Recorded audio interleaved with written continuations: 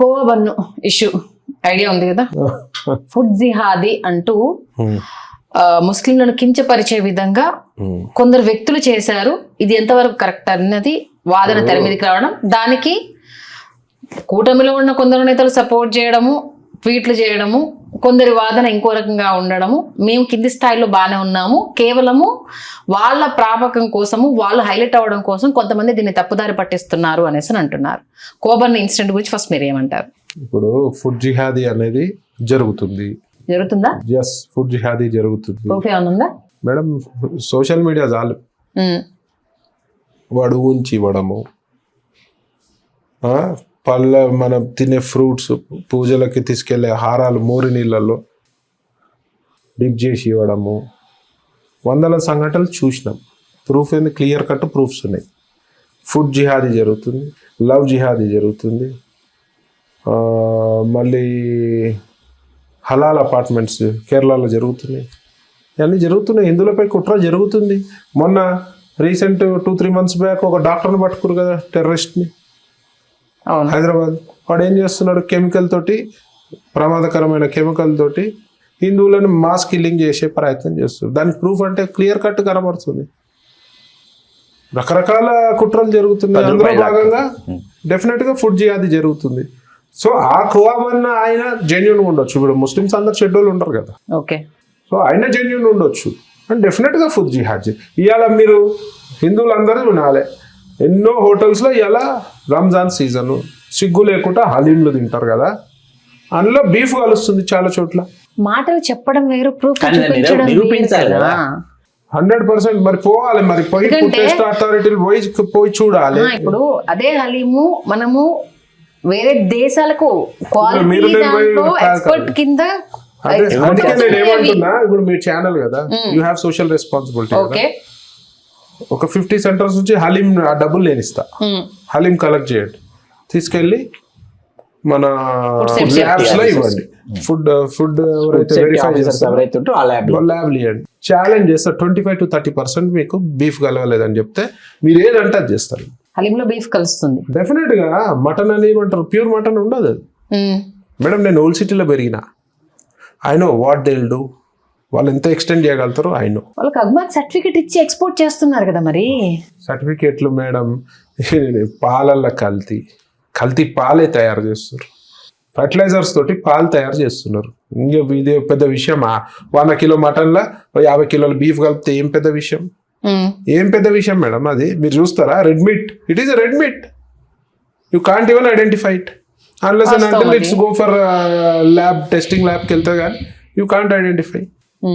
వాళ్ళు కొందరు జిహాద్ చేస్తారు ఇందులో, కొందరు లాభాల గురించి. ఎందుకంటే మటన్ రేట్ కంటే కూడా బీఫ్ రేట్ చాలా తక్కువ రేట్ కాబట్టి లాభాల గురించి చేస్తారు. ఎండ్ ఆఫ్ ది డే మనం అపవిత్రం అవుతున్నామా లేదా చెప్పండి. ఎక్కువ శాతం తింటుంది కూడా మనోళ్ళే. వాడు రంజాన్ రాకముందే ఉండకూడదు పోయి ఆడ వెయిట్ చేస్తుంటారు. రాకముందుకే ఎప్పుడు వస్తుంది రా, వాళ్ళకి కూడా అంత ఆతృత ఉండదు, వీళ్ళకు ఉంటుంది ఆతృత. ఒక చిక్కోటి ప్రవీణ్ ఒక్కడే ఆరాటమే వీటన్నిటికీ ఫుల్ స్టాప్ కాదు కదా. కాదు. చిక్కోటి ప్రవీణ్ లాంటి 1,00,000 మంది కావాలి. మరి తయారు చేస్తున్నారు అలాంటి వాళ్ళని? ట్రై చేస్తున్నా, ప్రయత్నిస్తున్నారు. అట్లీస్ట్ ఇంతకుముందు ఈ 3 yearsలో నేను ఫోన్ మాట్లాడుతుంటే, నేను ఫోన్ చేస్తే చాలా మంది జై శ్రీరామ్ అంటారు, హలో అంటలేరు, జై శ్రీరామ్ అంటారు. చాలు, అట్లీస్ట్ కొంచెం మార్పు వచ్చింది. ఓవర్ నైట్ ఎట్లయితుంది మేడం మార్పు? మిరాకిల్ అవుతుందా? మీరు మారుతారా ఓవర్ నైట్? చాలా సంవత్సరాలు మీరు మారుతారా? మీరు అలీం తింటారా? తింటాను. ఇప్పుడు జాగ్రత్తగా తినండి, ఎక్కడ తింటారా? ఇప్పుడు జాగ్రత్తగా అంటే ఎలా కనిపిస్తుంది? ఇక్కడ అండర్లైన్ పాయింట్ ఏంటంటే ఈ మధ్యకాలంలో బయట ఫుడ్ తినట్లేదు, క్వాలిటీ ఉండట్లేదు, క్వాలిటీ మెయింటైన్ చేయట్లేదు. అంటే వెళ్ళి వాళ్ళ కిచెన్ లో చూస్తున్నాను, అన్హైజీనిక్ గా. నేను చూసాను, అన్హైజీనిక్ గా ఉండడం చూసి. ఎన్ని కిచెన్స్ లో చూసినారు? ఒక 5 కిచెన్స్ లో చూసాను. ఎందుకు పోయినారు మీరు లోపలికి? నేను షూట్ పర్పస్ లో వెళ్ళాను, ముందు కోసము. ఆ ముందు నేను షూట్ చేస్తానండి, వెళ్ళి చూసిన తర్వాత అమ్మా ఇలాంటి కిచెన్ ప్రూఫ్ అయినాకనే మీరు మానేశాను. ఇట్లానే ఇది కూడా ఫుడ్ జిహాద్ ప్రూఫ్ మీ సోషల్ మీడియాలో మీలాంటి జర్నలిస్ట్లో చేసి చూపిస్తేనే తెలుస్తుంది, నిజాలు బయటకు వస్తాయి. అసలు చిక్కోటి ప్రవీణ్ బిజినెస్ మ్యానా, హిందూ ధర్మ పరిరక్షకుడిగా, లేకపోతే పొలిటీషియన్? ధర్మరక్షణ ఫౌండేషన్ స్థాపించారని చెప్పారు వారు. అంటే ఫస్ట్ మామూలుగా చికోటి ప్రవీణ్ తెలుగు రాష్ట్రాలకు ఒక బిజినెస్ మ్యాన్ గా తెలుసు, తర్వాత హిందూ ధర్మాన్ని తలకెత్తుకున్న వ్యక్తిగా తెలుసు, ఆ తర్వాత పొలిటీషియన్ గా తెలుసు. ఈ మూడింటి మీ ముందర పెడితే ఏది చూస్ చేస్తారు? ధర్మం, ఇంకా డౌటే లేదు. హిందూ ధర్మం ఫస్ట్, అదే తర్వాతనే ఏదైనా. నా మెంటాలిటీ స్టాంప్ మీ మీద వేరు కదా. ఉన్నాయి, ఏమన్నా లంగలమా దొంగలమా, ఏమన్నా ఇల్లీగల్ పనులు చేసినామా, లైసెన్స్ ఉన్న వ్యాపారం చేసినాము.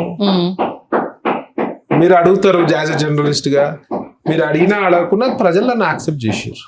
అది వాస్తవం, అది 100% ఒప్పుకుంటారు కదా. సో ఫస్ట్ ధర్మమే, సెకండరీ ఏదైనా కూడా సెకండరీ. నా ముందే నా మెంటాలిటీ కొంచెం డిఫరెంట్. వ్యక్తి అని విన్నాము, నిజమేనా? తిక్క తెప్పిస్తారు కానీ దానికి లెక్క ఉందని. సార్ బాగా చెప్పారు, తిక్కకు లెక్క ఉంది. దానికి లెక్క ఉంది. తిక్క అంటే మేడం మనం కెలుకోవద్దు, ఏదైనా మైండ్ లో ఫిక్స్ అయితే ఇక దాని మీదే ఉంటుంది. 24/7 దాన్నే ఆలోచిస్తుంది. ఆడ 100 కోట్ల లాభం వస్తే కూడా పక్కకు పెట్టేస్తుంది. ఫస్ట్ దీన్ని అంతు తేల్చాలి. దీని హిందుత్వం గురించి అంతు తేల్చడం చాలా కష్టమైన విషయం. కాకపోతే ఒక ప్రభావితం చేయగలుగుతామని ఒక నమ్మకం. అంటే మీ ఇంట్లోనే ఎందుకయ్యా మనకి ఇవన్నీ, ఒక్కడిని ఆరాటము ఏం మార్పు తీసుకొస్తుంది ఇంట్లోనే. శివాజీ మహారాజు ఒక్కడి ఆరాటం ఎందుకు అనుకుంటే ఇలా హిందుత్వం ఎట్లా ఉండేదా? ఆయన ఒక్కడు అనుకుంటే హైందత్వం, బాల్ ఠాకరే లాంటి వ్యక్తులు అనుకుంటే మరి హైందత్వానికి ఎంత ప్రమాదం.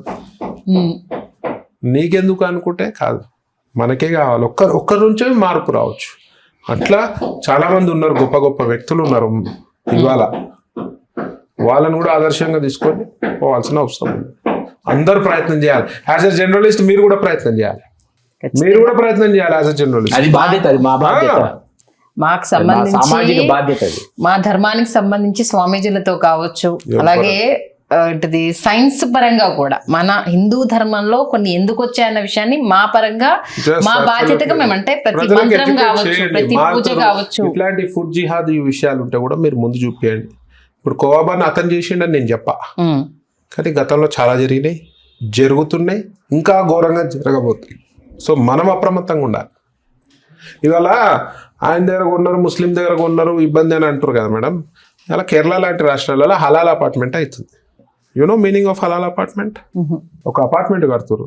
అపార్ట్మెంట్ కట్టడానికి సంబంధించిన ప్రతి ఒక్క మెటీరియల్, ఎగ్జాంపుల్ బ్రిక్స్ కానీ, సిమెంట్ కానీ, స్టీల్ కానీ, ఏదున్నా ఇల్లు కట్టడానికి ఏదైతే మెటీరియల్ ఉంటుందో that has to buy from their same community.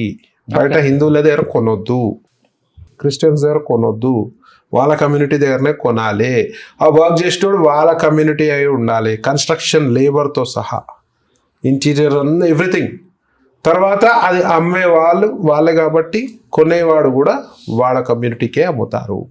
మరి ఇది కుట్రనా కాదా హిందువులపై అని అడుగుతారు. సేమ్ హిందువులు సస్టైన్ ఒక బాంబు వేస్తా 10 మంది వస్తారా 1000 మంది వస్తారా అనేది పక్కన పెడతారు. బాంబు పడిందా లేదా, వేసామా లేదా, సక్సెస్ కావచ్చు. ఇవాళ సేమ్ హిందువులు వినండి మేడం, నేను కంప్లీట్ చేయండి. ఇవాళ సేమ్ హిందువులు కూడా అదే ధోరణితో వస్తే వాళ్ళు బతకగలుగుతారా? 85-86% హిందువులు ఉన్న దేశం. అదే నేను అంటుంది. కుట్ర చేసిరా లేదా? మీరు ఎట్లా మాట్లాడుతున్నారు అంటే ఒక బాంబు వేసిరు 10 మంది చచ్చిపోయారు కదా, మొత్తంకి ఏం ఎఫెక్ట్ అయింది అన్నట్టు మాట్లాడుతారు. అట్లా కాదు కదా. బాంబే ఒక్కడు చచ్చినా ఒక్కడు దెబ్బ తాకినా అది ఇల్లీగలే, అది హిందువులకి ప్రమాదమే. ఇది కూడా హిందువులకు ప్రమాదమే హలాల్ అపార్ట్మెంట్లు కావా? ఇవాళ నేను అంటాను, మీరు మేడం మీరు హిందూ షాప్లో తప్పితే వేరే దగ్గర కొనొద్దంటే మీరు ఏమంటారు? ఇదేందండి కరెక్ట్ కాదని అంటారా లేదా? అవును. మరి ఇది కరెక్టా? ఇది కూడా కరెక్ట్ కాదు కదా. ఇంకా కుట్రలు వస్తున్నాయి, మనకు ఊహించని కుట్రలు వస్తున్నాయి, రాబోతున్నాయి. ఏంటి అవి? వస్తాయి, ఇట్లనే చాలా రకరకాల కుట్రలు వస్తాయి, కొన్ని చెప్పని ఉంటాయి. మేడం ఇవన్నిటికీ మనము తిప్పి కొట్టాలంటే ఒకటే మంత్రం, ఐక్యమత్యం మన బలం. ఐక్యంగా లేకపోతే మాత్రం ఇవాళ రాను రోజులలో మనం సస్టైన్ కావడం మాత్రం చాలా కష్టం. ఆల్మోస్ట్ ఆల్ ఎప్పుడు మీ వాదము, మీ ధర్మము అది యాజ్ యూజువల్. ఈసారి ఇంకా డోస్ పెరిగింది, క్లియర్ కట్గా కనిపిస్తుంది. కమింగ్ టు తెలంగాణ పాలిటిక్స్, ఏంటి గోల్ ఏంటి? ఎందుకంటే నేను గతంలో మీతో ఇంటర్వ్యూ చేసినప్పుడు చాలా ఓపెన్ ఛాలెంజ్ చేశాను. 8కి మించి మహా అంటే 10కి మించి మీ వాళ్ళు గెలవరు అని అంటే లేదు 40 ఎమ్మెల్యేలు మేము గెలుస్తాము అనేసి అన్నారు. మీరు బీజేపీ బీఆర్ఎస్ నుంచి వచ్చారా, మమ్మల్ని డ్యామేజ్ చేయడానికి వచ్చారా అంటూ 1-to-1 డిస్కషన్ కూడా ఓరావరిగా మనకు జరిగింది. But end of the day 10 మాత్రమే గెలిచారు. ఎంపీకి వచ్చేసరికి కేంద్రం ఎఫెక్ట్ మీ మీద పడింది.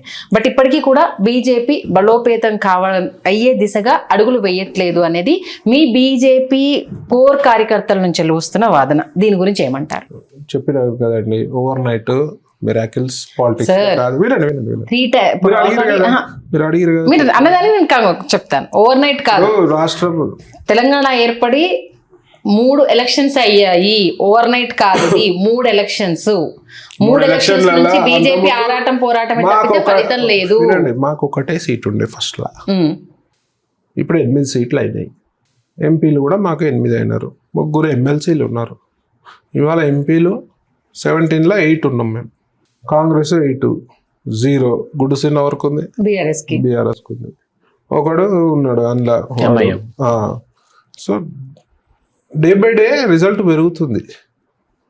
సో కమింగ్ ఎలక్షన్ ఇప్పుడు నేను చెప్తున్నా కదా, ఎక్కడెక్కడ లోపాలు ఉన్నాయో డెఫినెట్గా మేము సవరించుకుంటూ ప్రజలకు మాత్రం డెఫినెట్గా దగ్గర అవుతాం. కొత్తగూడెం లాంటి ప్లేస్లో 0 ఉన్నది మాకు. మొన్న గెలవడం జరిగింది. అక్కడ వరంగల్లో గెలిచినాం. నల్గొండల కమ్యూనిస్టు డిఫరెంట్, ఆడ వాతావరణం వేరే ఉంటుంది. కాంగ్రెస్ కమ్యూనిస్ట్ ఆ ఫీలింగ్ ఉంటుంది. అక్కడ కూడా మేము కొన్ని సీట్లు గెలవడం జరిగింది. సో డెఫినెట్గా ఈ 2 ఇయర్స్లో ఇంకా ఫాస్ట్గా చేసుకొని ఒక ఎన్ని సీట్స్ అయితే బైఫరికేషన్ ఉందా లేదా ఇంకా క్లారిటీ లేదు. మంచి స్థానం ఒక రాష్ట్రంలో పాలించే స్థానంలో మాత్రం డెఫినెట్గా వస్తామని ఒక దృఢ విశ్వాసంతో ఉన్నాం. నేను ఇందాక అన్నట్టుగా ఇప్పటికీ కూడా నేతలు ఉన్న 8 మంది ఎంపీలు ఎమ్మెల్యేలు ఒక తాటిపైకి రాలేకపోతున్నారు. అట్లా ఏం లేదు. మొన్న కామారెడ్డి ఇష్యూ అయింది, అందరు నేతలు పోయినారు కదా. ఒక తాటిపై రాకపోతే అందరం ఒక ఐక్యమత్యంగా అయితే ఉన్నాం కదా. ప్రతి ఒక్క నేత స్పందించి పోయారు, హౌస్ అరెస్ట్లు అయినాయి, మమ్మల్ని కొందరు నాపడం జరిగింది, అన్ని జరిగినాయి కదా. అట్లేం లేదు. బీజేపీలో బద్నాం చేసే కుట్రలు చాలా ఉంటాయి బయట వాళ్ళు. బీజేపీ నుంచి వస్తున్నాయి అనేది, ఎందుకంటే దిశానిర్దేశం లేదు, అధ్యక్షుని పట్టించుకోవట్లేదు, ఎవరి వర్గం వాళ్ళది. రామచంద్రరావు గారిని పట్టించుకోలేదు అనేది ఉట్టి మాట, బేకార్ మాట. అది డెఫినెట్ గా ఆయన ఈజ్ వర్కింగ్ వెరీ హార్డ్. మా బీజేపీలో చెప్పినా కదా మేడం, ఎవరిని పైన అపాయింట్ చేసినా మేము వారు మా లీడర్గా యాక్సెప్ట్ చేస్తాం, చేయాల్సిందే. డిసిప్లిన్ ఉంటుంది madam, end of the day discipline ఉంటుంది. సరే ఎక్కడో అక్కడక్కడ చెదురుముడు సంఘటన జరుగుతాయి, అది వేరే విషయం. Compare to other parties 90% accuracy, discipline ఉంటుంది. జిల్లాల్లోకి వెళ్ళినప్పుడు బీజేపీకి స్ట్రాంగ్ క్యాడర్ ఏదంటే యూత్, కానీ ఆ యూత్ ని మీరు ఒడిసిపెట్టుకోలేకపోతున్నారు. వాళ్ళకి సరైన మార్గాన్ని చూపించే నాయకుడు జిల్లాల్లో ఉండట్లేదు అనేది యూత్ నుంచి వచ్చిన మేము క్యాంపెయిన్ చేసినప్పుడు. ఒకరు ఒక చోట 2 చోట్ల ఏమన్నా నాయకత్వ లోపమైన ప్రాబ్లం ఉంటే దాన్ని నేను చెప్పేది అదే. ఈ 2 ఇయర్స్లో అక్కడ ఎక్కడెక్కడ ప్రాబ్లం ఉందో జస్ట్ వీళ్ళు సరిదిద్దే ప్రయత్నం చేస్తాం. భాజపా అధికారంలోకి వస్తే తెలంగాణలో ముఖ్యమంత్రిగా ఎవరైతే సరిపోతారని మీరు అనుకుంటున్నారు? నేను మా అధిష్టానము మిరాకిల్స్ చేస్తుంది. సో ఎవరు అనేది నేను చెప్పలేను. ఎవరైతే బాగుంటుంది నాకు వ్యక్తిగతంగా మా సెంట్రల్ ఏది నిర్ణయిస్తే వాళ్ళనే ఫాలో అవుతాం. వాళ్ళకంటే ఎక్కువ మాకు తెలియదుగా. ఎట్లా ఉంటారు మా ముఖ్యమంత్రులు చూసిరు కదా, మిరాకిల్ ఎవరు ఊహించిన వాళ్ళు వస్తారు. మా నేషనల్ ప్రెసిడెంట్ ఎవరైనా ఊహించిరా? నితిన్ నవీన్ గారు. చాలా డిఫరెంట్ ఉంటుంది ఆడ. డబ్బులు పలుకుబడి చూడరు ఆడ, ఎఫిషియన్సీ చూస్తారు. ఎవరైతే హానెస్ట్ ఉన్నారో అది చూస్తారు. చిన్న కార్యకర్తను తీసుకొచ్చి ముఖ్యమంత్రి చేస్తారు. సో ఎవరన్నా కావచ్చు.